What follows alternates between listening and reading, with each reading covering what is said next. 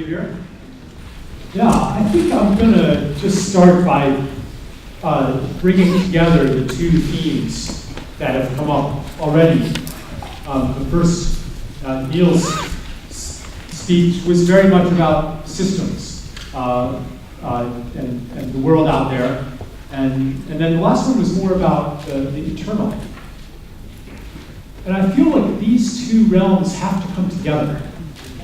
It's not an either or where we either work on ourselves or we work on the world. And I've noticed kind of a convergence between what you could call activism and what you might call spirituality. That I saw a lot in the Occupy movement, where some of the signs that were, some of the placards, were about the bankers and the 99% and that kind of stuff, but a lot of them were very self-reflective too. They were kind of meta, and they invited us to look at ourselves. And this is something, I won't say it's new. I mean, certainly there have always been a lot of activists who have had a deep religious or spiritual practice. But there's also been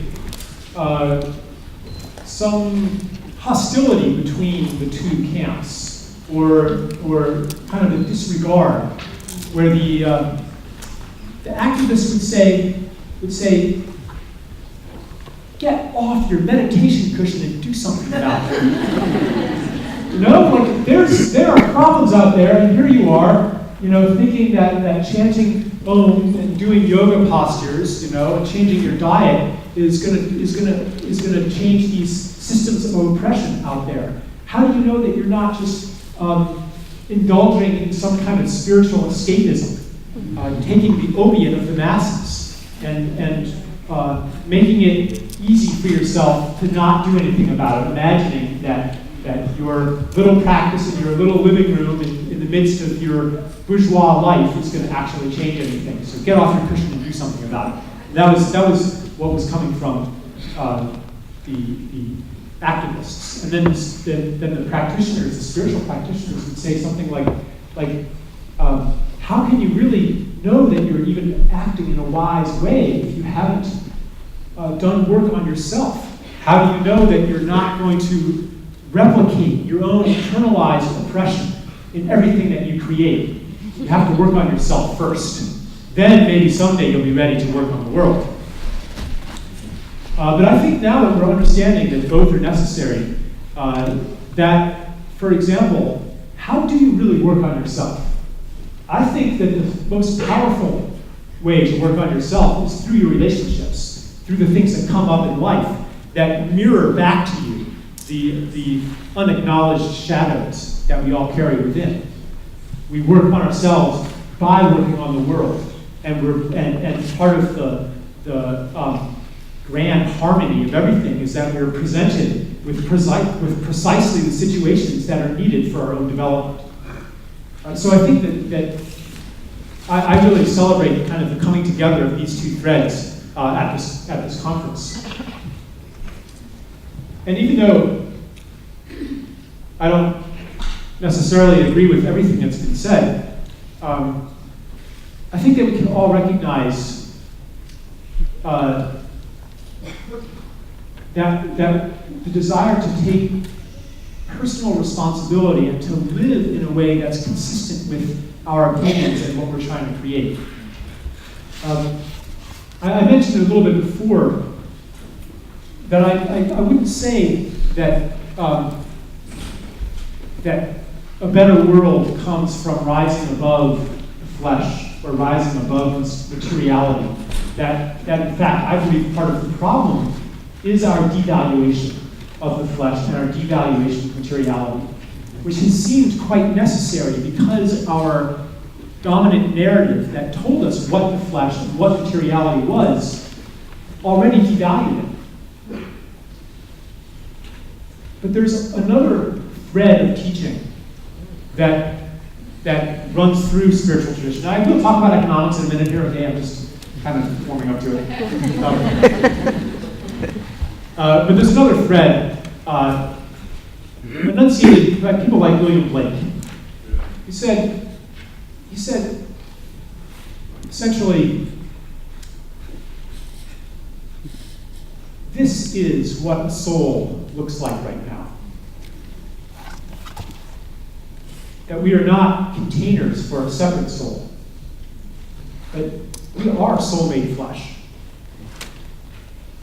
And I mentioned this maybe in part as a way to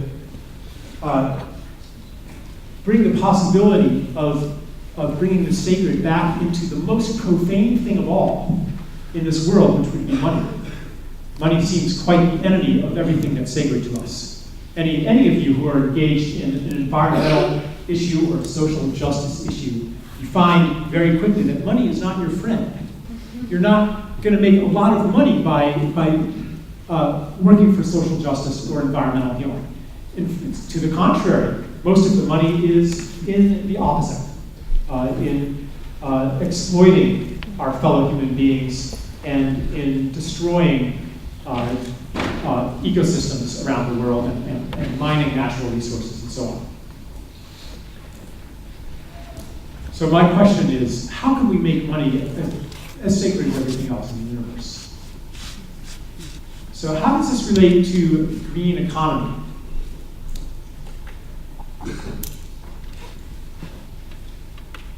At the outset, looking at the damage that the money system, the economic system is causing, our first impulse is to say, well, certainly we have to limit this system. And this is one way you could frame the fallacy of growth. That was up there. That Niels was telling us about, the absurdity of green growth. When growth means, what does growth mean anyway? What does economic growth mean to an economist? It means it's the economy, for an economist, is the totality of all goods and services exchanged for money. So economic growth means more and more goods and services being exchanged for money. Things like nursing a child, that's not considered part of the economy. Anything that if you help out your neighbor, that's not considered part of the economy. If you cook food for an extended family of 30 people, that's not part of the economy. And if the other people in that family help take care of children, that's not part of the economy. But if you split up that extended family, put them into nuclear housing units, and have everybody pay for food preparation and everybody pay for childcare, then the economy has grown. And according to an economist, everybody is wealthier. and happier, because our quality of our standard of living has risen. By the same token, if you take somebody, say a subsistence peasant or an indigenous hunter-gatherer who sources everything he needs from the land, and then you come and take away the land and put them to work in a plantation or a factory, and now they have to purchase their food that they once got for free, and they're producing things that can be sold by other people, then you would say, an economist would say that person's standard of living has risen. They're better off because they're living in a money economy. Now, it's not quite that simple. The economist would also say that indeed this is better for him and better for everybody else because it's much more efficient for a few specialists to produce all of the food. It's much more efficient for 2 or 3 people to take care of all of the children in the neighborhood rather than for each person to do it themselves. And therefore, we're becoming more and more productive and able to enjoy more and more leisure. Right? Nope. Well, that's funny. Leisure peaked in like 1973, according to demographers who measure this kind of thing. Why? Why, after 200 years of labor-saving technology, why do we work just as hard as ever? Why do we work harder than hunter-gatherers who spent about 20 hours a week on subsistence and spent the rest of the time talking, dancing, playing music, making love, going for walkabouts, things like that. And even their work was things like going out with your loved ones and at a leisurely pace, gathering food or going out hunting for days, which is what people do for recreation now. That was what labor was, So after, now we have all of this technology. Why do we still work just as hard? Niels kind of gave the answer.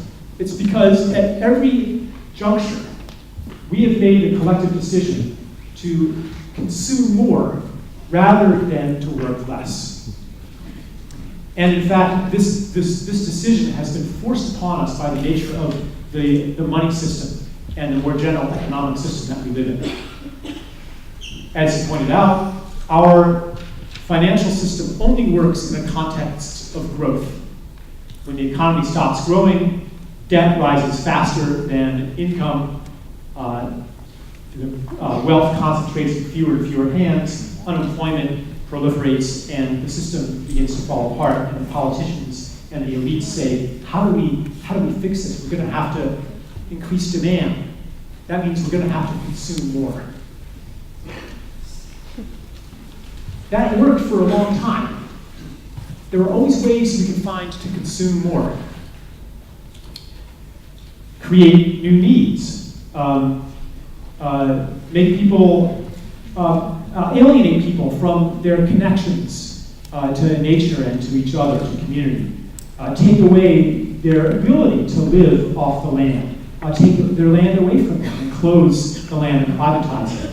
Find other cultures that still are not part of a market and convert their societies into market societies too. There's been lots of ways that we've enabled this growth machine to continue, or extending our reach with technology, finding natural resources that were, even the term natural resources is really problematic, but extending our ability to convert nature into product and human relationship into services. That's what economic growth is. And that's another way to state what the problem with green growth is. If at bottom growth is the conversion of nature into products and the conversion of community into paid services, then how can it be very green? How can it be anything other than growth with green paint on it? Well, there are economists who think that there is a way out. Before I go there, I just want to say, it's not just the ecological limits of growth that we're facing. It's also the social limits of growth. Because some people might say, well, okay, maybe we can't grow so much more in material terms. Maybe there's not a lot of nature left to convert into products. But we can still grow the realm of services. But what is a service? A service is something that we once did for ourselves and each other for free, that we now pay for. Even if it seems like something new, like telecommunications, the basic function of communication is not something that we ever paid for until quite recently. And now technology has given us ways to make that into something that we do pay for. And you can look at that most of the main growth areas of the economy in the last couple generations, and most of it has been the monetization and the professionalization of functions that were once in the social commons. For example, entertainment. A few generations ago, my father told me this story. He said that he was a kid, a young kid in suburban America, 1940s. Every Sunday afternoon, the whole neighborhood would get together and they would all sing the folk songs. And every town had its own marching band. And there was no such thing as childcare because neighbors watched each other's kids. And there was no food preparation industry to speak of. Even when I was a kid, eating at a restaurant was rare. Most food was prepared at home. Well, food preparation, today in America, 2/3 of all meals are prepared outside the home. It's been one of the biggest growth industries that there is. Same with childcare, same with care of the elderly. Like, that's a big service in our economy. So today we're facing a crisis because there's almost nothing left to convert into money. We're paying for almost everything now. Even friendship. Many of the functions of friendship, we pay a psychotherapist or a coach or something like that. Or we consume, like part of friendship or communities is the circulation of stories about each other. Cut off from our neighbors, we don't know what's going on behind those walls, and so we consume stories produced in TV studios and movie studios far away. We know celebrities better than we know our neighbors. So this is another example of the limits to growth, the exhaustion of social capital, which mirrors the exhaustion of natural capital. So, I'm going to explain a little bit about why our current financial system impels that process. But let me just run through the usual kind of environmentalist solution to this problem, which is called green growth. So the idea, and it goes a little bit beyond, the most shallow version of green growth is basically we keep everything the way it is, and we also invest 1 or 2% in wind turbines and things like that. But a more radical approach says no, we have to redefine what good and service is. So what about say restoring wetlands?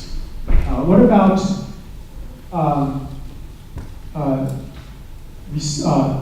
reducing CO2 emissions? Like, why can't we make those into services that you can earn money by performing? So some ways to do that would be through like carbon taxes, for example, or through a political decision to devote money toward ecosystem restoration and things like that. And the idea is that we can continue the growth machine by simply redefining what growth is. And it can't just be a conceptual redefinition. There has to be an actual change in the way that money circulates. And this is, I think that there's something to be said for this idea. There are severe problems with as they say, valuing or monetizing ecosystem services.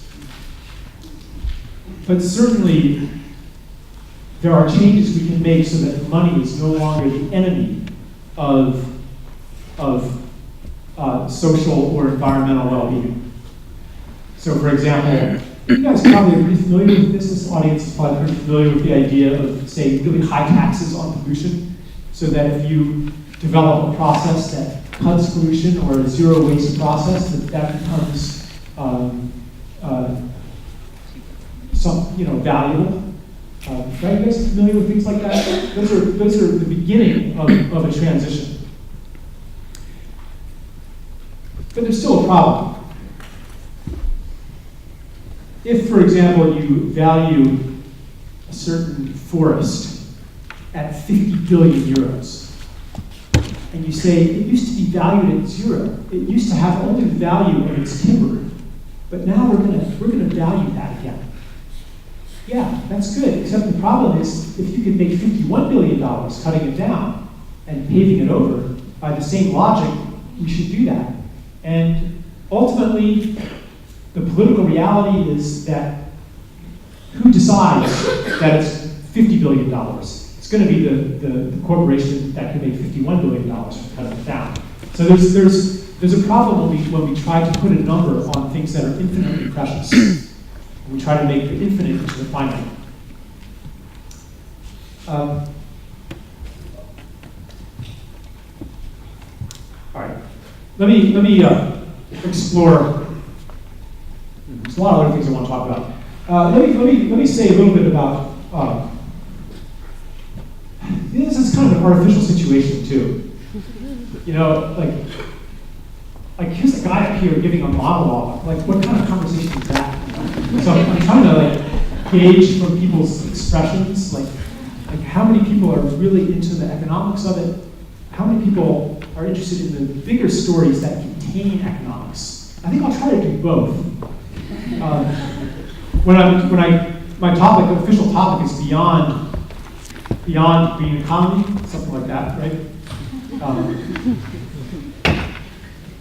And I'm gonna take beyond to mean beyond economy, because I think that we all understand that our money system and our economic system doesn't exist in isolation from the other institutions of our culture, and it doesn't exist in isolation from our own psychology. So I'll get there. Go for it. I will, yeah. But I think I can do both, because let me just explain how, in really simplified terms, why it is that money drives the conversion of everything into itself. It has to do with the way that money is created in our system as interest-bearing debt. So most people know today, and probably in this room, most people know how money is created through lending, through bank lending, or at the level of base money through the central bank's purchase of securities on the open market.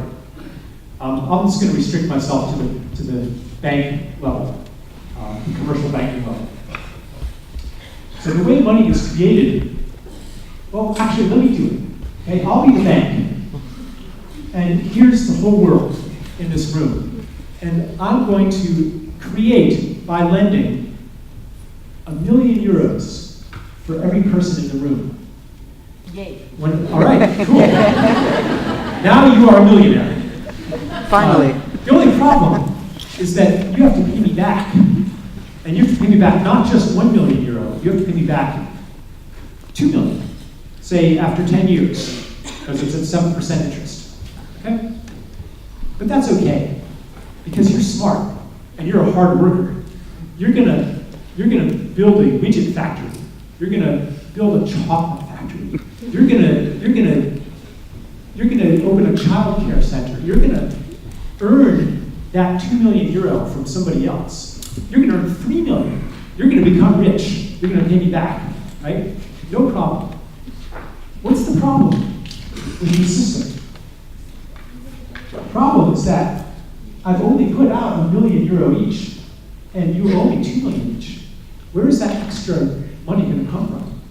Everybody's going to be in competition with everybody else for not enough money.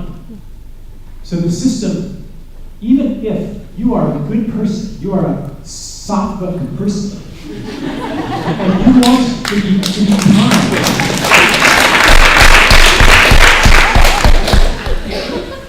that impulse is going against the structure of the economic system. And you may have in your lives experienced this tug of war between what you want to give, who you want to be, and what the economic system tells you have to be. And asks you how, but that's all very nice that you want to do this, but how are you going to make a living? You better find something to sell. You better make a widget factory. You better at least work for somebody who has a widget factory or an oil rig or something like that. You're forced to participate in this system that converts beauty into money. Otherwise, you go bankrupt. And there are consequences for that. There's constant debt pressure. You have to find something to convert into money. And that's what, and the more political power I have, the more I can make your life miserable if you don't do everything in your power to pay me back my €2 million. If you're a country like Greece or Portugal, I can impose austerity on you. I can say, sell away your water rights, sell away your public services, dismantle your pension funds, sell away your future, commit your earnings in perpetuity to the payment to debt service, and the final robbery is to strip away your youth, which is what's happening in these countries as the youth are facing hopeless unemployment and trying to emigrate. Okay, you get the picture there. So there's this pressure to find some object of social or natural capital, something to sell, to keep pace with the debt obligation. Now, there's another wrinkle here. In the real world, after 10 years, everybody, or almost everybody, actually can pay me the 2 million euro back. Why? Because in the intervening time, I've continued to lend new money into existence. So I've lent another, there's maybe, I don't know, 400 people here, so I've lent, another 400 million euro into existence over those 10 years. So everybody can, some people, are hardworking and they have more, and some are less fortunate and have less. Yeah, less fortunate. Maybe you had something in your life that you couldn't. Well, anyway.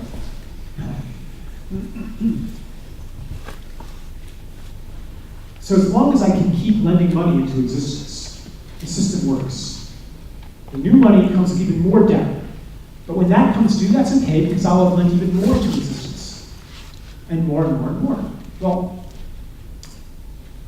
who do I lend money to? I'm the bank. I want to lend it to the people who are going to pay me back.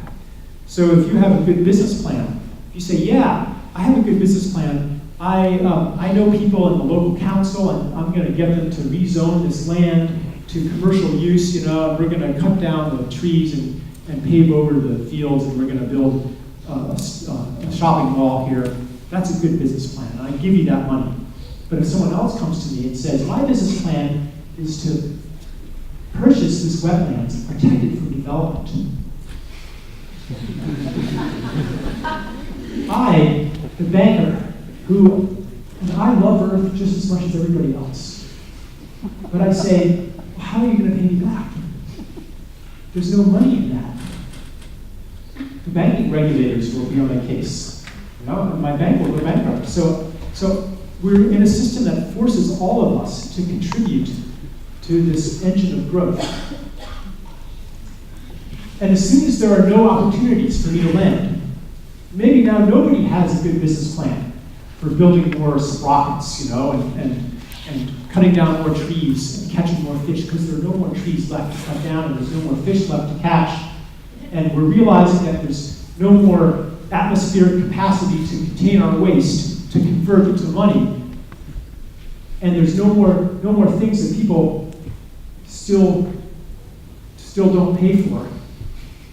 There's not a lot of good business plans. There's not a lot of economic growth that's even possible within these social and ecological limits, and there's not a lot of lending opportunities. And that's why quantitative easing isn't working. They're flooding the banking system with all of this base money, hoping that it's going to induce them to lend, but in a low growth environment, there are not enough lending opportunities to put the money in people's hands to keep servicing the debts. So the system's falling apart. And there's some complexities in there. I've given you a simplified version. There's more about that in lots of books, mine included. So we're facing the underlying crisis that we're facing is the end of growth, which suggests that we need to change the money system on a really fundamental level to one that works in a zero growth or a degrowth context. And when I say zero growth or degrowth, I'm not talking about life getting worse. I'm talking about paying for fewer things. But maybe we could have more of the things that we don't pay for. Any move toward a sharing economy actually hurts economic growth. If you use open source software, you're hurting the economy. If you start a bike share or a car share program, and not everybody has to buy their own bicycle anymore, you're hurting the economy. If you start a tool lending library, they have these tool libraries where instead of every household having their own power tools, you have a whole neighborhood with maybe 2 or 3 in each tool. Well, that's less consumption, less demand for power tools, less consumption, fewer jobs, less economic growth. Suggesting that, like Niels was saying, maybe we have to work less hard rather than to consume more stuff. So all of these movements toward a sharing economy are actually making the economic crisis come even faster. Anything that you do to reduce consumption, reduce demand,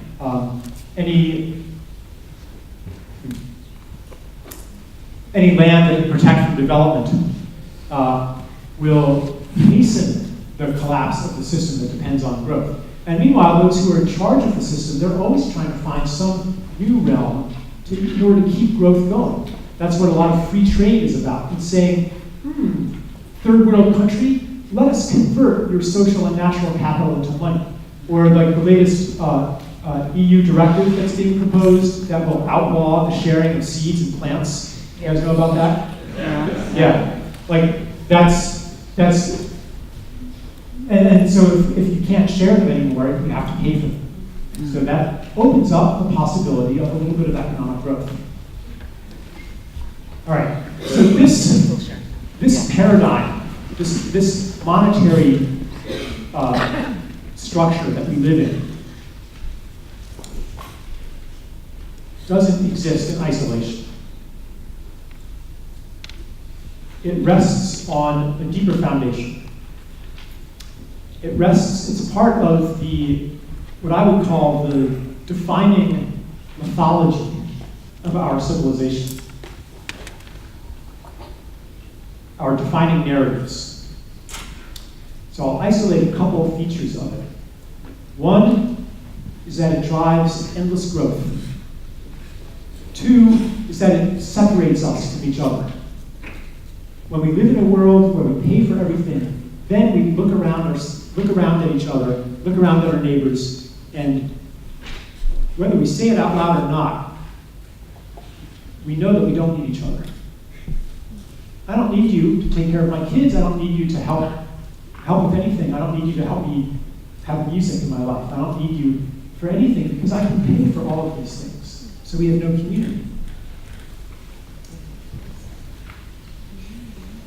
So we live in a money system that makes us separate from each other, that puts us into competition with each other, and that drives endless growth.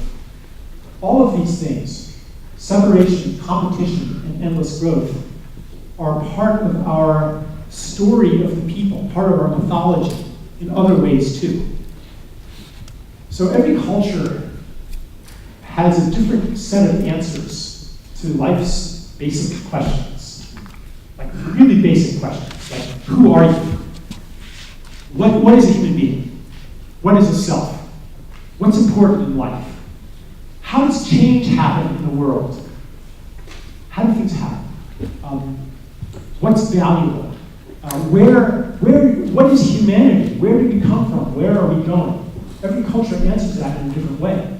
And our answer, increasingly, for the last several hundred or even several thousand years, has been something like this. What you are is a separate individual among other separate individuals in a world that's separate from you. On the collective level, it's that humanity is something separate from nature. And whether it's philosophy saying that you are this Cartesian mote of consciousness inside of a flesh robot, or religion saying you are this non-material soul inside of an envelope made of flesh, or biology saying that you're programmed by these selfish genes to maximize reproductive self-interest, or economics,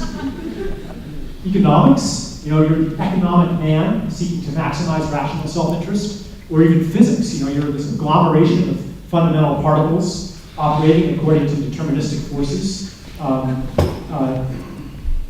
in a universe that's outside of that agglomeration of particles. Like, they all kind of agree on what a self is. But other cultures didn't agree with that. They might have said, what you are is the totality of all your relationships. You are not separate from any other being. You are not separate from the world. All my relations, they would call the world, other beings, or brothers, saying that they're not really other, they're part of you, they're part of your family of self. And therefore, that anything you do to an other, you are actually doing to yourself. This is an understanding that we've lost. I'm generalizing here. I'm kind of making the narrative a bit more simple than it actually is. I mean, there's always been a counter-reaction to it, even through history. We can talk about the Romantic movement and things like that. But we've lived in this narrative. So applying it to nature, it says, yeah, nature is this other out there that, and what we do to nature, well, that's just a bunch of stuff out there. We're not really doing it to ourselves. And any consequences that we create, not a problem. We can engineer a solution to it.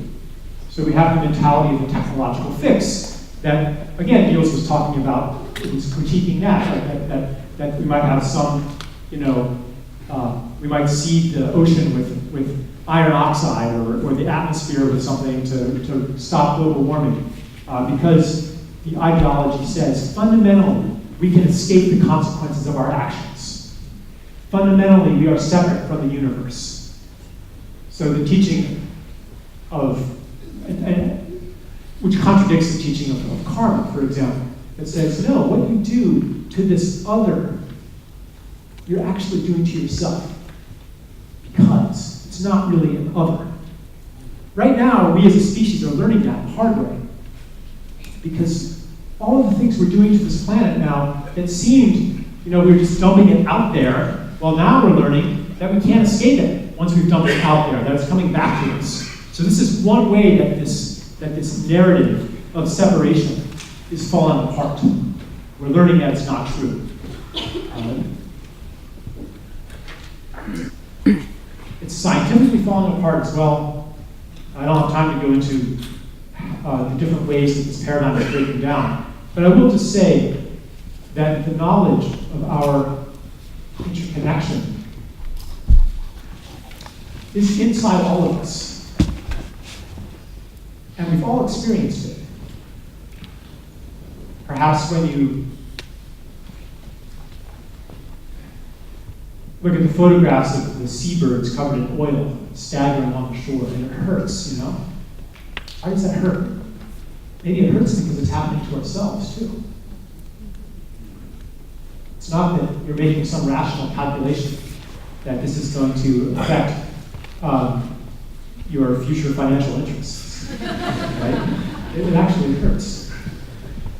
So let me just say that in the breakdown of the old story, a new story is presenting itself. A new and ancient story.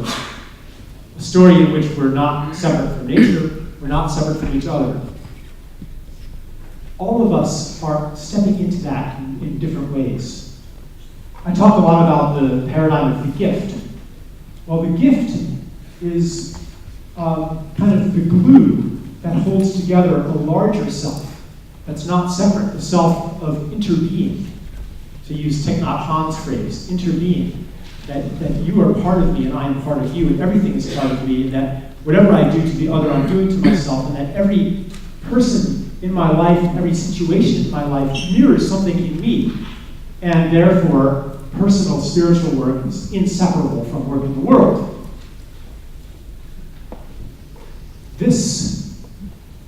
We're growing into this understanding. We live, however, and all of us are in different ways, but we live still among institutions, such as the money institution, that enforce an old story, that pull us back into separation. And it's not just the money institution, it's the media, it's the educational system, it's the political system, it's the medical system. All of these things are in some way based on conquering nature, overcoming nature, on separation in some way. I don't have time to go into all that either, but let's just say that the challenge in front of us right now, on a deep level, is how do we recreate these systems so that they are in alignment with the new and ancient, but the new story that we are stepping into. The story of the interconnected self, no longer overcoming and conquering nature, but in partnership with nature, in love with nature. How do we reflect that in our institutions? That's what my book is about. And it sounds really esoteric, but what I've come to, what I came to understand is that such a a system that's been talked about for a long, long time. So I've gotten a lot from Henry George, Silvio Gesell, John Maynard Keynes, and other, Frederick Soddy, other people, kind of, some of them in economics, some of them on the fringes of economics. And I guess I mentioned a few of in our little conversation earlier. I mentioned a few of the pieces of it. But I'll list a few of them, and then I'll speak a little bit more on one or two of them. How much time do I have anyway? Well, I'll just. 45 minutes. Okay, good. I want to have some time for questions too. So I read about things like well, I mentioned universal basic income, economic localization, gift economies, local currencies, internalization of external costs, recovering the commons, reclaiming the social and cultural commons, maybe even the land commons, shifting taxation onto economic rent and away from income and transactions, and topics like that. And another one that was mentioned earlier was negative interest. So I'll say a little bit more about that, I guess. Or is it useful?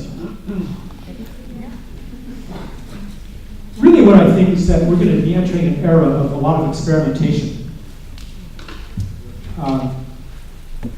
As today the elites are kind of trapped.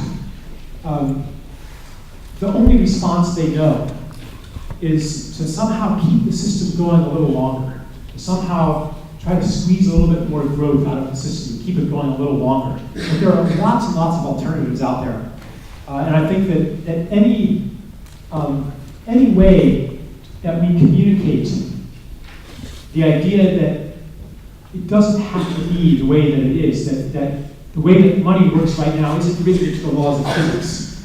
Any kind of experiment, even this art money kind of stuff, it's communicating that money is a social creation. Money at bottom is nothing but an agreement. It's an interpretation of symbols. And absent, like we talk about trillions of dollars of debt, but really what is this debt on a physical level? It's zeros and ones of computers. It can be wiped out like that, gone.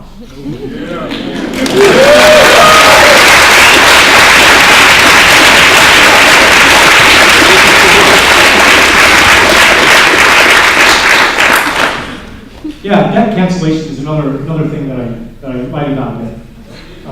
So let me just talk a little bit about one of the ideas, negative interest.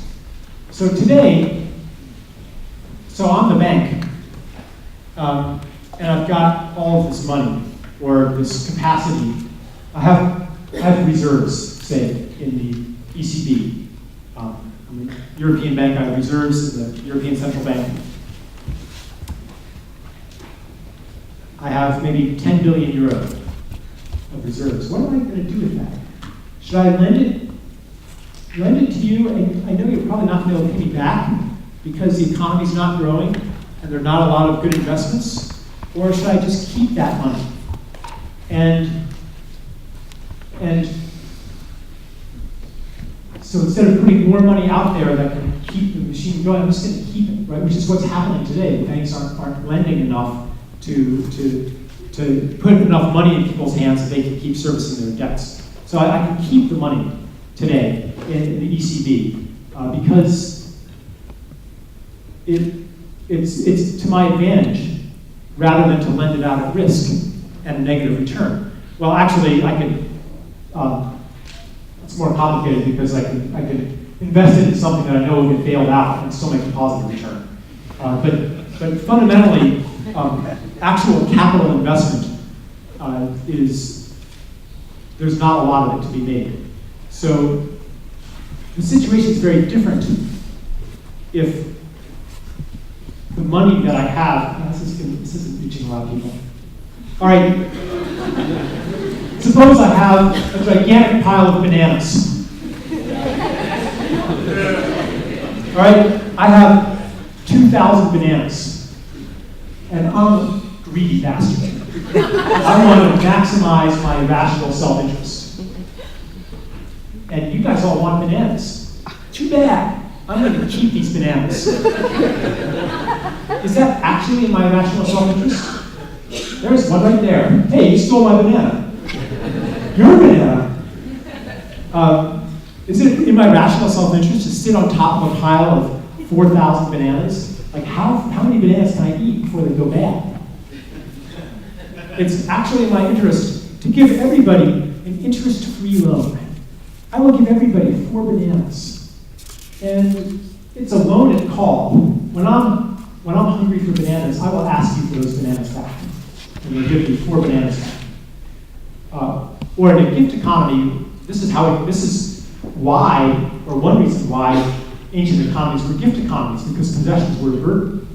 So I could just give them to everybody, and that would still be better. I would still be better off giving them all away than keeping more than I could eat, because now you would feel grateful to me, and you would want to take care of me and reward generosity. You may have noticed that when you witness someone being generous, you want to be generous to them, even if they weren't being generous to you. You see the generous person. You want to take care of them. Anyway, so it's to my advantage to lend everybody 4 bananas at 0 interest. Better than sitting on a pile of rotting bananas. But money is not like that. Money not only does it not decay, but it actually, especially if I have enough of it, it actually can grow with time. That's the nature of capital today. The more you have of it, the wealthier and wealthier you get. That's fundamental to an interest-based system. So then the insight then is, well, why not make money just like everything else in the universe? That it decays if you try to, and that you cannot maintain wealth simply by having it. That, to make a long story short, that allows a money system to work in the presence of 0 growth or even negative growth. Therefore, it no longer demands a system that's unecologic. Perpetual growth is unecologic unless you believe that the planet is infinite, or unless you believe that we'll march on to space and destroy other planets as we're destroying this one. And that was part of the old story of humanity that said, yeah, we are on this onward march to the conquest of all matter. Starting with fire, and then moving on to the plow and the wheel, and we transcended one natural limit after another, and then we harnessed fossil fuels, and then we harnessed the atom, and we developed robotics and nanotechnology and electricity, and someday we're going to be the lords and masters of nature. And our conquest will be complete, and we'll move out to the stars, and we won't even need nature anymore. We'll synthesize our food. We'll upload our consciousness into computers. Like there's this kind of technological utopia that's part of the old narrative of transcending nature. And I think that we apply that very broadly. We apply it to religion too. Transcending nature, overcoming the flesh, rising above into this non-material realm, into the ethernet, and the ether, into space. And I think that kind of, whether it's that vision of technology, that vision of human progress, or that vision of spirituality, I think that that is no longer so compelling, and we're wanting to return to nature. No longer do all the young people want to get away from the land into why are the prestigious professions the ones that have the least to do with materiality? Why is a theoretical physicist more prestigious than an engineer, and an engineer more prestigious than a plumber, and a plumber more prestigious than the lowest below, the farmer? Like that's again reflecting this urge to transcend, and that's ending now. And I meet young people all over the place who they want to go back to the land. We want to return to materiality and heal this divide between matter and spirit, and maybe even you could say lower our vibrations and re-engage with this material world and make it sacred again. that's ultimately where my economic visions are coming from. This resacralization of world, relationship, flesh, matter, money. I kind of just got lost on that tangent there. Good tangent. Didn't I?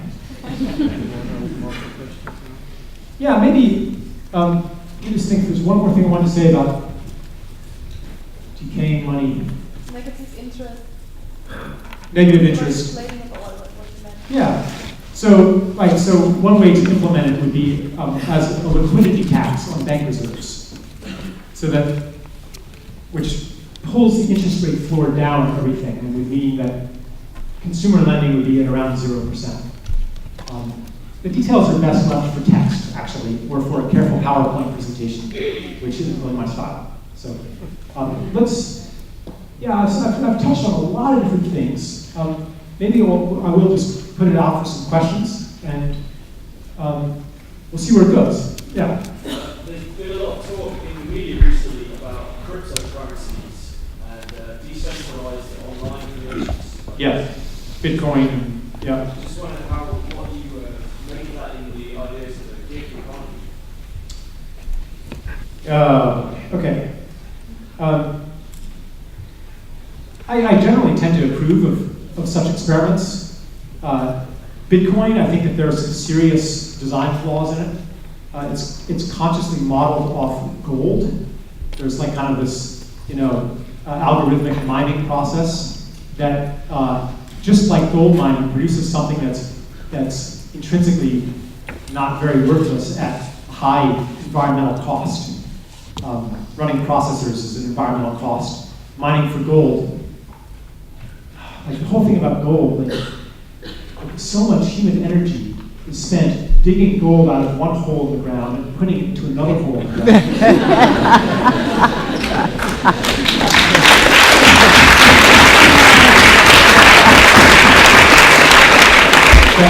The second hole in the ground is called a vault. And I've read that something like 2/3 of all gold ever mined in the history of the earth is sitting in vaults. In other words, it's not being used. But there's this I'll try to get back to your question, but there's this idea that some people looking at the current money system long for a return to a gold standard where money is real again. But I think that kind of,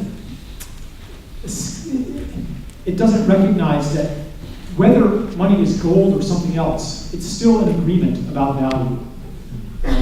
Gold is only valuable because people agree it's valuable. Same with any commodity currency. Like to you, like even like a bushel of soybeans. Like is an actual bushel of soybeans valuable to you? Like probably not that valuable. It's only valuable if it's part of a social system. So I think that we have to understand that money is an agreement, and that the world that we live in is essentially built on stories. So cryptocurrencies, local currencies, complementary currencies, they are serving an important function. They're opening our minds to the conventional nature of money, to the knowledge that money is just a story, and if it's just a story, if it's just a set of agreements, we can write a new story. We can have new agreements.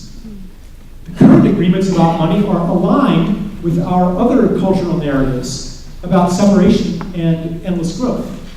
And we can write, and those stories are changing. We can create a new story of money.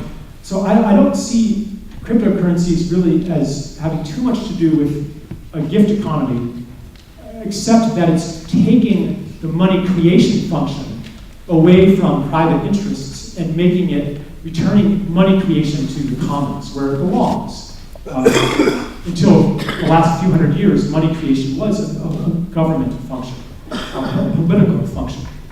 And that's probably where it belongs. So yeah, for that reason as well, I support it. But that's very different from other things happening online, open source software and things like that are truly the gift economy. Yeah. Another one. Yeah, I want to get some female voices here too. I've noticed that all the speakers are male today. How do you see stockholders? Stockholders. How do you see that in the future in the economic system? Yeah, so she asked, how do I see stockholders, like holders of corporate stock and stuff? Well, that leads to broader questions. I mean, on one level, Islamic finance has, I think, a lot to offer. And in Islamic finance, instead of making interest-bearing investments, you have to put your investment at risk, which is a joint stock corporation is one example of that. Ultimately, where we're going is to redefine what investment means. The word means to clothe. So you have naked money, and you're clothing it in something. As we move toward the perceptions of the gift, we begin to see our money as one of the gifts that we've received that we can give in turn. We can give money, we can give it directly as a gift, or we can give the gift of the use of money, which would be a zero interest loan or a capital investment. So one way to interpret your question is, maybe what do you do if you have money? How do you use it in a beautiful way? And one way could be if there's a company that is doing things that inspire you. You could invest in that. I don't know. I don't really have. Actually, I don't have a lot to say about that. Sorry. Yeah. Yeah, I'm a woman and I want to raise my child at home, for example. So could you please explain more about the universal basic income that you were talking about? Yeah. Okay, yeah, so she's a woman, she wants to raise her child at home. And society doesn't value that. So she asked about the universal basic income, which is basically, a universal basic income is an amount that goes to every citizen, enough to cover basic living expenses, which means that you no longer have to work. You could choose to work, maybe because, well, you no longer have to work for money. Because I was about to say you can choose to work or choose not to work, but by saying it that way, I'm implying that the only thing that counts as work is the work that's done for money. So I could say you can choose work that is paid work, or you can choose to do work that's not paid work, like taking care of children, or taking care of the homeless, or taking care of replanting forests, or doing all these other things. But you're no longer compelled to participate in the creation of goods and services that are exchanged for money.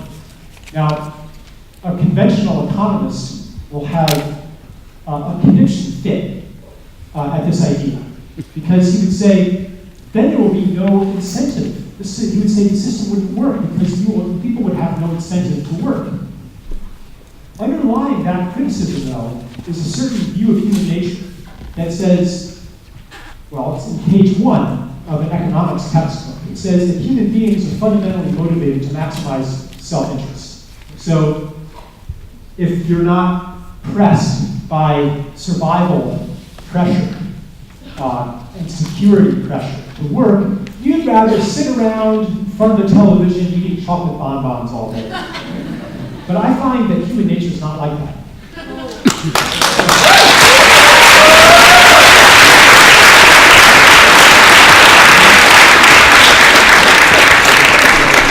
And so here's actually another thing I like about universal basic income is it provides kind of an alternate route to what Niels was talking about in reducing the average work week. Like one way to do it would be to legislate it.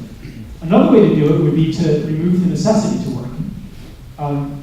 It's true that if there were a universal basic income, a lot fewer people would be out there trying to find jobs that they ultimately hate.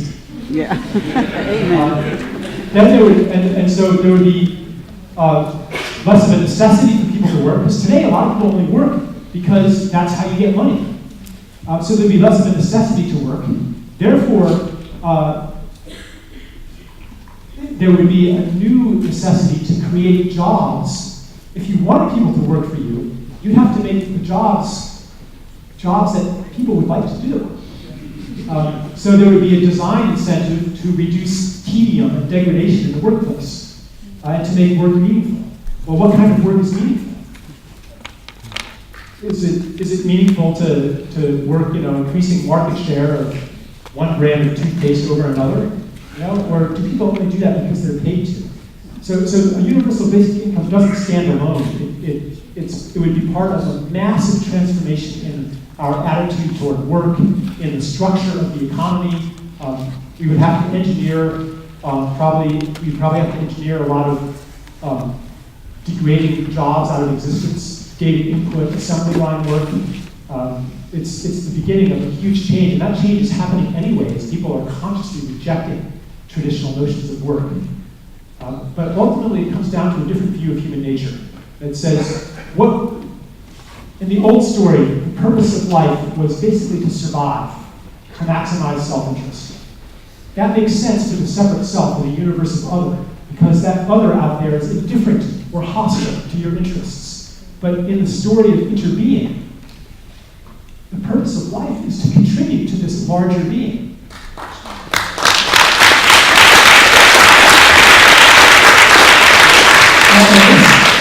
This is a purpose that we can feel. Like I think I said before, if you're ever in a job where your gifts are not being engaged, where you're not using your gifts, or you're in a job where those gifts aren't going towards something meaningful to you, then you're going to think, I wasn't put here on earth to do this. It's just like an ecosystem. It's, a couple of generations ago, scientists thought that nature was just a war of all against all. And everything's in competition with everything else, and therefore, if you remove a certain species, then the other species will be better off, because that'll be one less competitor. But now we're understanding you remove any species and everybody is worse off, and the totality is weaker, because every species is not just in a headlong competition to take, but every species is giving something to the whole that is necessary for the well-being of all. And human beings are no exception to that. All of us have a gift that's necessary for the well-being and the development of this collective body of humanity and Gaia. And we're driven to do that.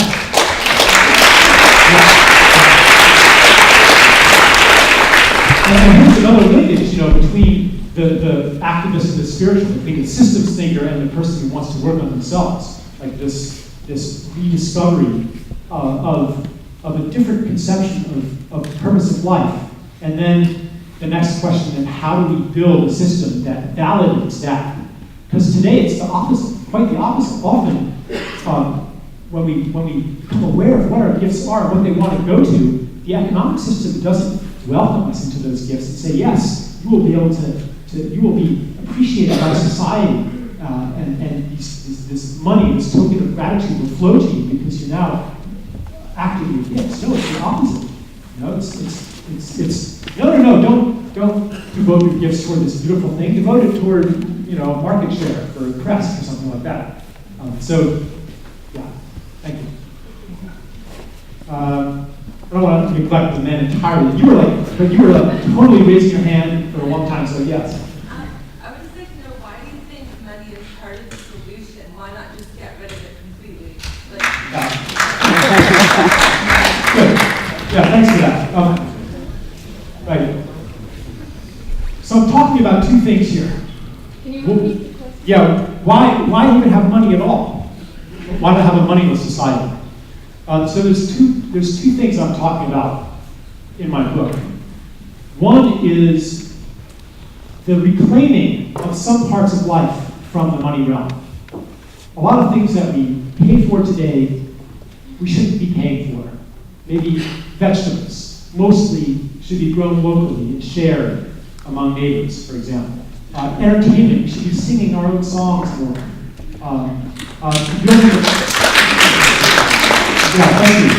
The building of houses maybe should be a community function where a couple gets married or something and everybody gets together and builds a house. A lot of things should be more local.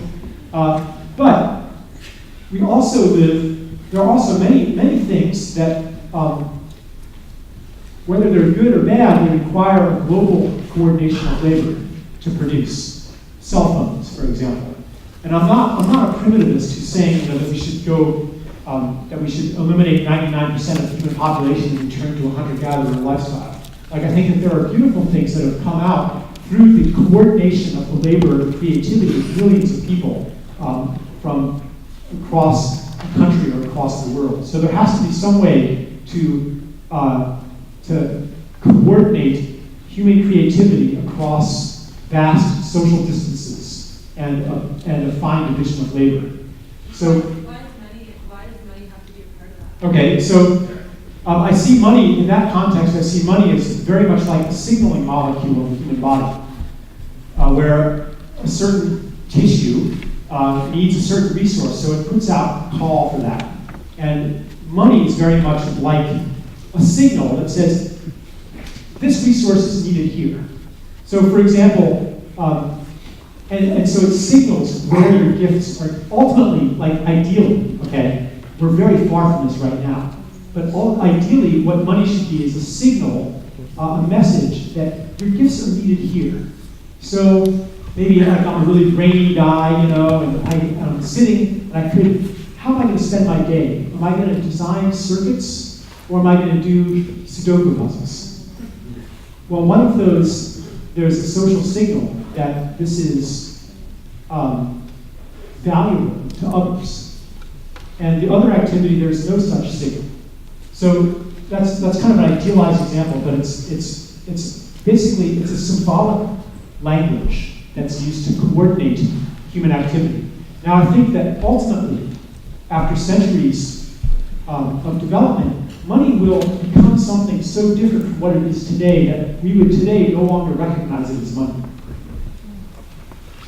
But the nature of religions, they don't need money at all. The Indians, they don't need money. Right. In a small scale society, you don't need money because anybody who contributes something to society, that contribution is witnessed socially.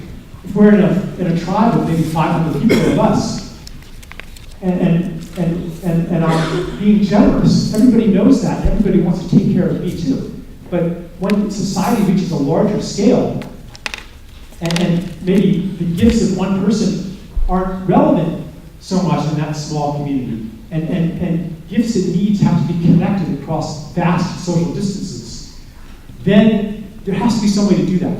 So it's a matter of scale also. Yeah. Yeah, so now we are with very interesting subjects. I think we will have to go back to some of it in the panel discussion. I hope that's okay. Otherwise we won't keep our schedules. People have been leaving notes for me with questions for Charles, and I'm sorry if I gave the wrong impression, but you are actually encouraged to ask questions just like you do now in the panel discussion. You don't have to write it down. So let's take a brief break now, and we will meet again, and you will be able to address all the speakers in a short panel discussion. We will end though at 4:30.